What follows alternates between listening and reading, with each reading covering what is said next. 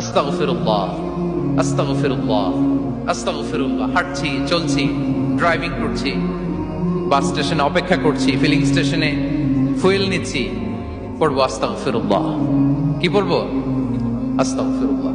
যারা সব সময় আস্তাগফিরুল্লাহ পড়ে তাদের রিজিকের কোনো টেনশন হয় না, রিজিক নিয়ে তাদের আর কোনো চিন্তা থাকে না।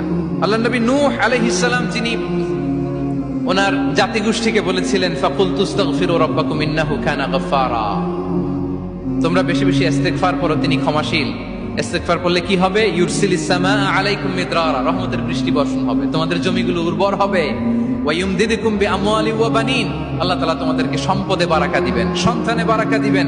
ওয়া ইয়াজআল লাকুম জান্নাতিন ওয়া ইয়াজআল লাকুম আনহারা, তোমাদের ফসল ক্ষেতগুলো সবুজ শ্যামল হয়ে ভরপুর হবে, তোমাদের রিজিকে বারাকা নেমে আসবে।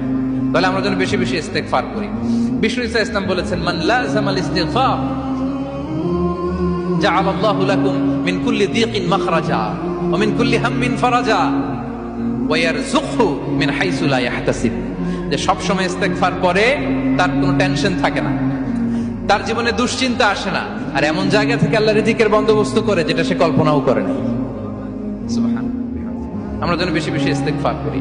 আস্তাগফিরুল্লাহ, এটা হচ্ছে ভেরি শর্ট ফর্ম অফ ইস্তেগফার। অথবা পড়তে পারেন আস্তাগফিরুল্লাহ আল্লাযী লা ইলাহা ইল্লা হুয়াল হাইয়ুল কাইয়্যুম ওয়া আতুবু ইলাইহি।